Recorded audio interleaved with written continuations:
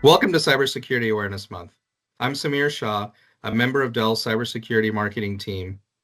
And throughout this month, we've been taking a look at important issues that affect cybersecurity professionals today, from dealing with a variety of attack types to securing AI to looking at the human side of cybersecurity.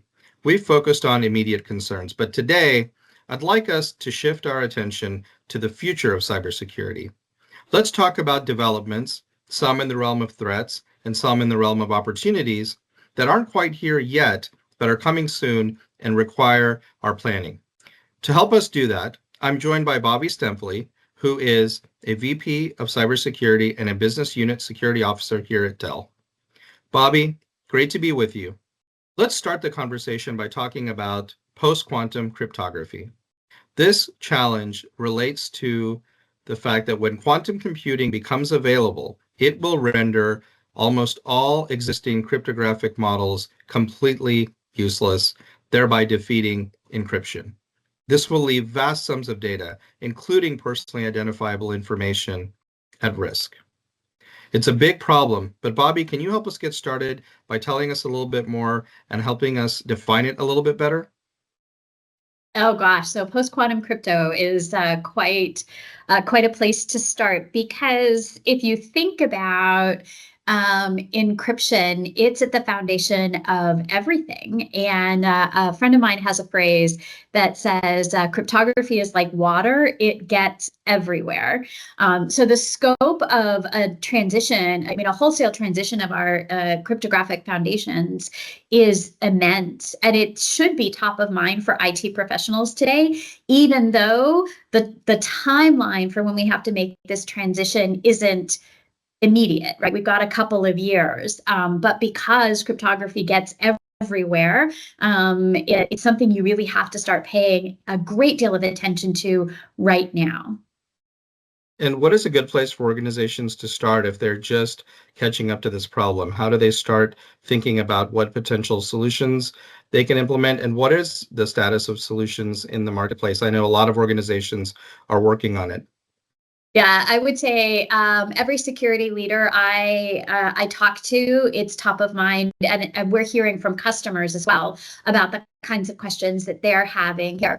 If I were in the shoes of an IT decision maker, I would start with two key questions. The first one is, where is all of my cryptographic modules? Where do I use it in my enterprise? And you need to think about this not just in terms of I encrypt my data at rest. That's a pretty clear mechanism. But what libraries are they in? How do I handle data in flight? How do I think about key management? How do I think about code signing, authentication regimes, device identifications, secure access, telemetry, right? It's everywhere.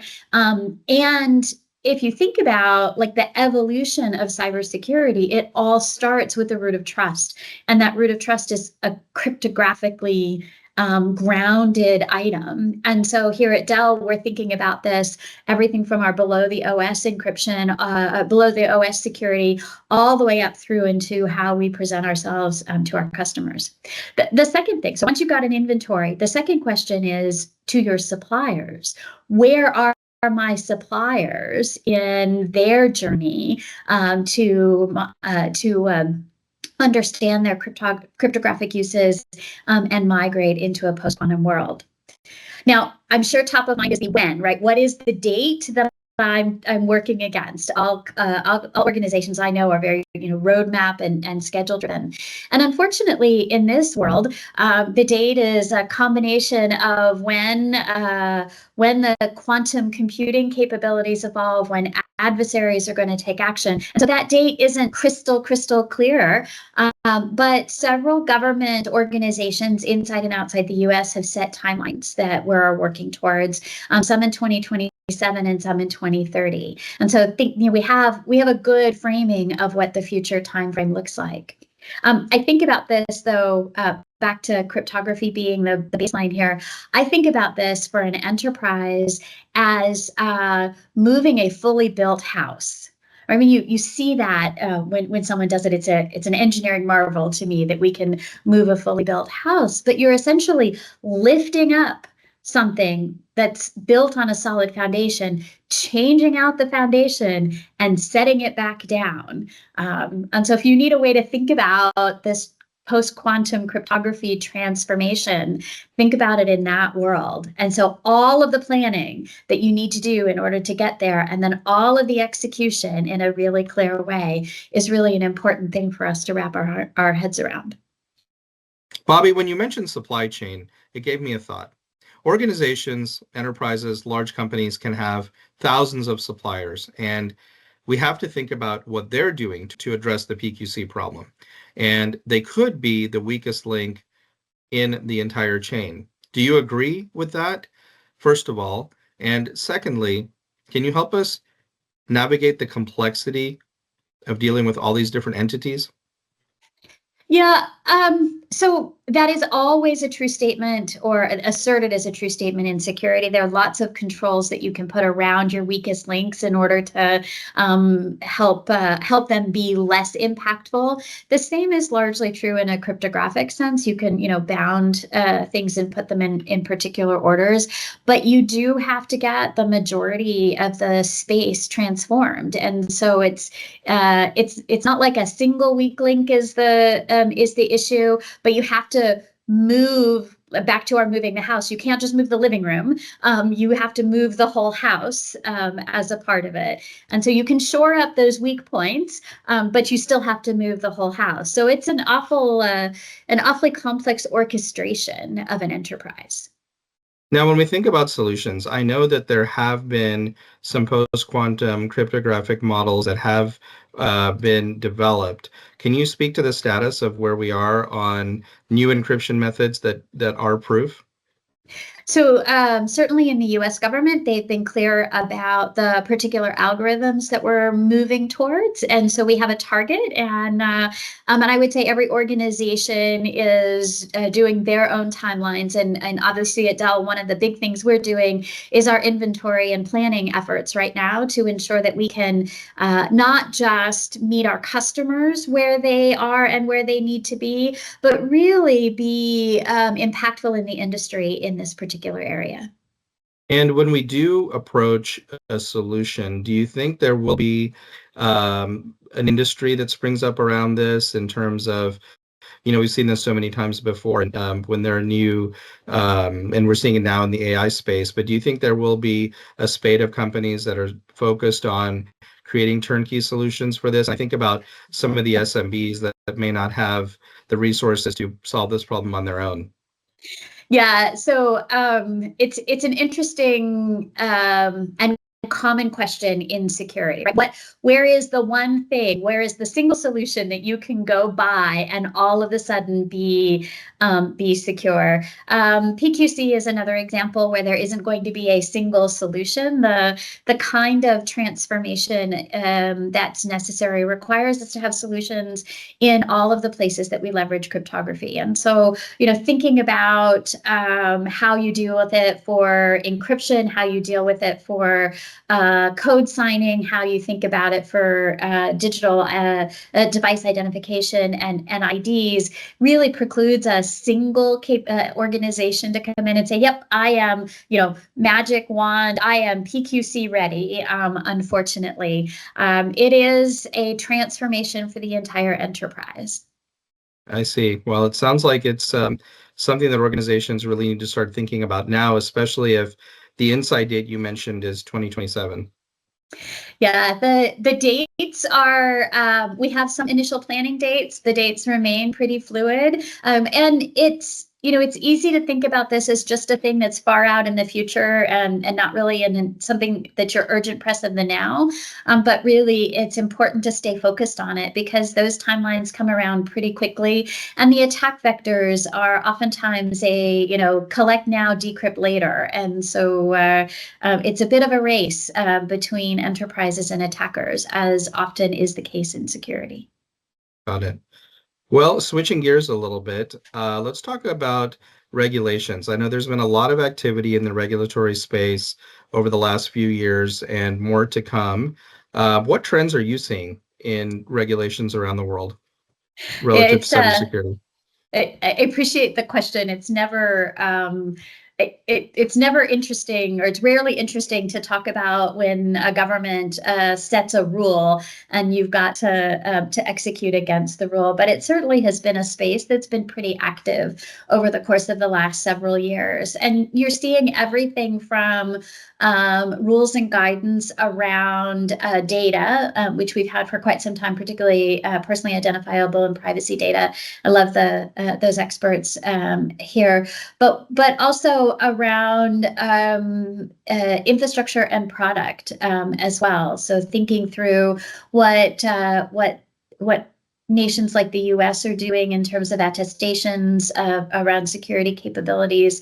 We're seeing we're obviously, the industry is working through what the EU has put forward in a number of their areas around data and product resiliency and product security. And so I don't think this trend is going to change. I think we're going to continue to see people looking to raise the bar in this space. And I think it's, when you think about the dependency that we almost universally every industry has on a digital infrastructure, the ability to ensure that the digital infrastructure that's out there is supportive of our customers' needs and enables strong and secure connectivity, I think is really an important part of this. And so as we stay focused on ensuring that our customers can operate in the best ways possible and can take advantage of the technologies that are there, that I think positions us well in this sort of evolving regulatory space. Bobby, we know that digital transformation is impacting the entire world. How do you think about a global enterprise navigating this rapidly evolving regulatory and technology landscape? I think there's complexity in a lot of places. Certainly there's complexity as you think about different jurisdictions laying out either different rules or different ways to defend that you are following those rules. But I also think there's complexity in that we've got a wide variety of technologies and innovations that are there, and our ability to really ensure that the delivery of those capabilities is true to the objectives and enables the kind of innovation that we expect of ourselves and that our customers expect of us, also represents a level of complexity that everybody has to navigate their way through. And so we sort of take a principles-based approach. So what are the core principles that we need to include in our programs and in our products and in our execution? And that really, I think, helps us think in that sort of future way, right? This is a conversation about the future of cybersecurity. And so how do we think about the important principles in that area, ranging from back to our PQC conversation, being prepared for the next range of technological changes, but then also ensuring that we are focused on secure development principles, on an evolution towards ways to overcome current threat mechanisms. I think about moving to passwordless technologies as an example of that as well. I want to come back to the issue of passwordless environments in just a moment. But before we switch away from this topic, I want to ask you about additional accountability or higher accountability for cybersecurity executives, IT professionals, and board members. We've seen some instances of this where there have been accountability questions over things that have taken place in the past. Where do you see this trend evolving, and what tips can you give to people in these roles to ensure that they're compliant? Yeah, I mean, I think it's hard to read the tea leaves on how those kinds of areas are going to evolve. But one of the things that I know, having been both a CIO and being in security roles, is that in security, we spend a lot of time speaking in jargon, and it's really important to us to make sure, it's important to us and to our organizations that we take the obligation to make sure we are understood. That we move beyond the jargon. Post-quantum crypto is a great example. We just spoke in jargon as we're talking about it, but we take the opportunity to move beyond the jargon and communicate with business leaders with technology leaders, with our boards, with organizational leaders in ways that they understand what we're saying and what risks exist in the enterprise and can be informed as they accept those risks. Great. Well, switching gears to one last topic around the future of cybersecurity, I'd love to pick your brain a little bit about how you see the threat landscape continuing to evolve. I think recently we have seen AI facilitate attacks in new ways. We had a customer tell us that they almost begrudgingly had to give the hacker some credit because they were so good at mining information about the target employee to make the spear phishing look just absolutely difficult to distinguish from the real thing. That's one, but where do you see, as we're trying to continually stay ahead of threats, what types of things should we be looking out for as cybersecurity professionals? Yeah, so it's impossible to have any conversation today about security, well, and basically about anything in tech without talking about AI. And so, we're thinking about the future of cybersecurity where AI is here today, but it's going to evolve our industry in some ways that we can predict and some ways that we can't. And so your example about a deepfake is a very real example. The opportunity of that AI presents for adversaries and the opportunity that it presents for defenders are both very real. And it isn't clear where that whether it will fall more heavily advantaging one versus the other. I think today, in many instances, it's advantaging the defenders, particularly for large enterprises. For small and medium businesses, perhaps not so much, which is unfortunate, and really a place for us to really continue to drive innovation. But we're seeing AI enhance adversaries' ability to target. Your example about deepfakes is very real, but it's equally helping us get through all of the data that exists in the security space in order to more meaningfully and quickly identify things that need attention and to prioritize. Both of those are incredibly important. The other thing that it's doing that you look at the trends in security, really, I think it presents an opportunity for us, is it's helping us move beyond security of the containers to really understanding the data that's necessary for the enterprise. Because that data is so important to unlock for this particular automation mechanism, it also is really helping us understand and prioritize it for protection and defense mechanisms as well. And that the opportunity to connect those two together, I think, could be particularly transformative for us as an industry. As you mentioned, the value of AI to security, to defenders, to security programs, I heard something interesting just the other day that I wanted to run by you. As we implement more AI in our security programs, that will also generate a lot of data. And Yes. does that so on the one hand, it's helping, but on the other hand, is it also now creating an attack surface that also needs to be defended?